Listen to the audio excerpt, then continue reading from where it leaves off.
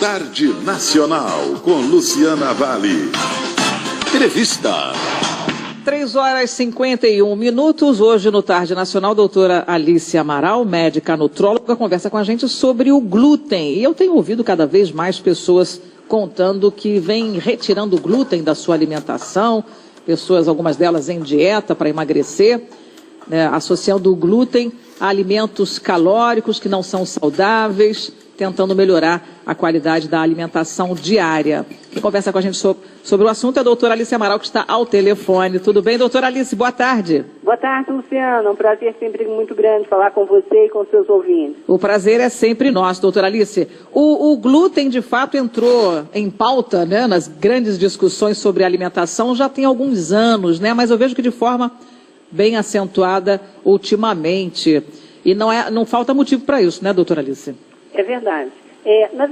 As pessoas acham que o problema do glúten é só para quem tem a doença celíaca e que, na verdade, só seria beneficiado com a retirada do glúten da dieta o paciente celíaco. O paciente celíaco, ele tem uma alteração a nível intestinal, ele realmente não pode comer glúten. Mas quem descreveu a doença celíaca era um médico gastroenterologista. Então ele falou assim, o problema do glúten é para quem é celíaco. Porque se esse médico ele fosse cardiologista, ele ia falar assim, o problema do glúten é para quem tem problema de coração.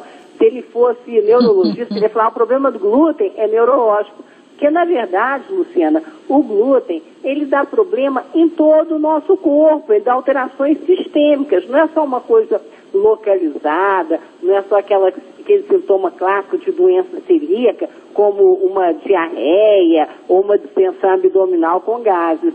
O que é o glúten, Luciana? O glúten é uma proteína, digamos assim, que está presente na farinha de trigo, no centeio, no cevada, no malte e na aveia. Na verdade, a aveia, Luciana, ela não contém glúten, mas como ela é empacotada no mesmo galpão, ela sofre o que a gente chama de contaminação cruzada. No mercado a gente consegue aveia sem glúten, só que ela é mais difícil de ser achada e um pouquinho mais cara.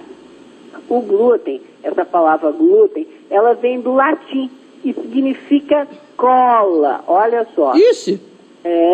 Significa cola. Lembra? Você é jovenzinha, você não lembra disso não é da sua época não, mas é da minha época. Quando eu era criança, a gente ia fazer aquelas bandeirinhas em festa de São João e cola, na época era muito cara, não tinha não. Claro que eu fiz muitas. Você fez muitas? Sim. Então, e como é que a gente fazia aquele grude? Era com farinha de trigo e água, lembra? Lembro. E virava uma cola.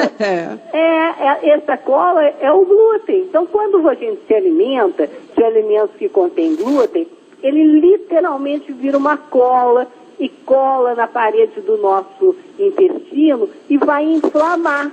E vai desenvolver uma série de outras doenças, uma série de outros sintomas, que muitas das vezes, Luciana, a gente não associa, a gente não liga à ingestão do glúten e fica padecendo uma vida inteira. Por exemplo, às vezes você fica com uma anemia, tratando a anemia sem saber que é do glúten, às vezes uma fadiga, aquele cansaço que não tem uma causa, osteoporose, dor de cabeça, a famosa enxaqueca, muitas das vezes está ligado ao glúten. Mas deixa eu entender uma coisa, doutora Alice. O glúten, ele nasce do processamento do trigo, quando o trigo vira farinha?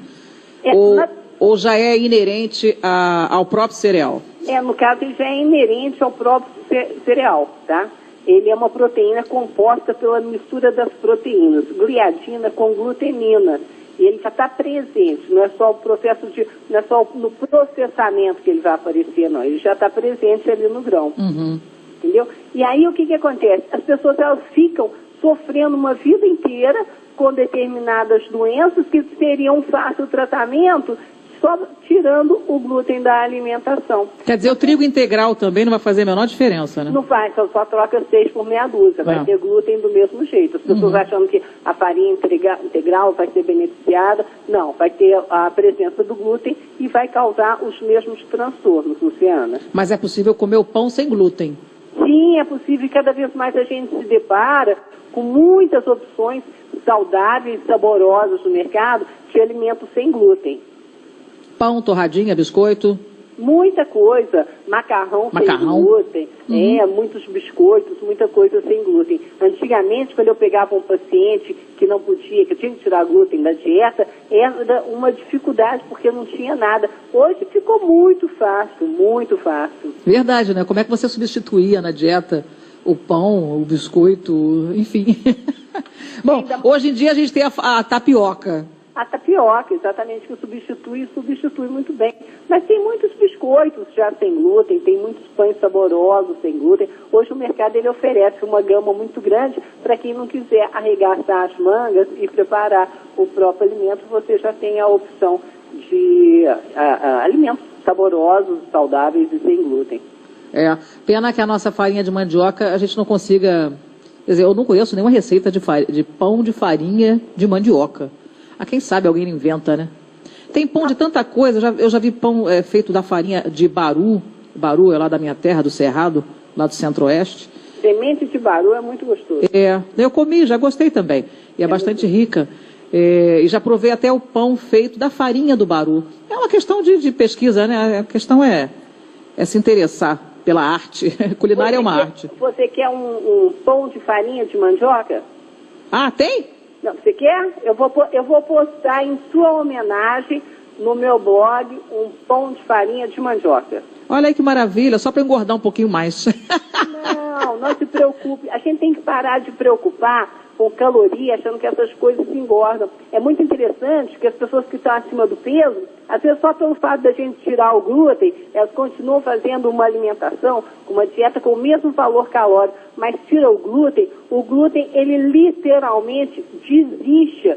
Sabe aquela barriguinha de chope? Muitas vezes ela está ligada ao glúten. Você tira o glúten, murcha. Tem paciente que relata aqui para mim, Luciana, que até o tamanho do sapato diminui. Nossa, gente. É muito interessante. Porque desincha. Exatamente, porque desincha. E a importância, Luciana, da gente cuidar disso, que não é uma coisa tão simples, não é só assim, desincha, emagrece, ou para de sentir dor de cabeça. É que se você não cuidar, você pode vir a desenvolver doenças mais graves, como câncer de intestino ou infertilidade. Eu sempre brinco com os pacientes, às vezes eu atendo uma paciente que tem muita dificuldade para engravidar e está louca para ser mãe. Ontem foi Dia das Mães, né? Então, homenagem ao Dia das Mães. Eu falo assim, olha, eu sou muito pé quente com quem quer engravidar. E elas ficam me olhando assim de rabo de olho. Passa alguns meses, elas falam, nossa, doutora Alice, não é que a senhora me deu sorte, eu consegui engravidar. A sorte que eu dei para elas é tirar o glúten da alimentação, e aí elas conseguem engravidar. Melhorou. Então o glúten, ele dificulta até nesse processo também. Tá certo. Vou aguardar então minha receita no seu blog. Eu vou postar em sua homenagem. Muito obrigada, doutora Alice Amaral. Pão feito de farinha de mandioca. Isso. Eu que agradeço, uma semana de muita paz e muita luz para você e todos os seus ouvintes. Um grande abraço, um beijo, até a próxima.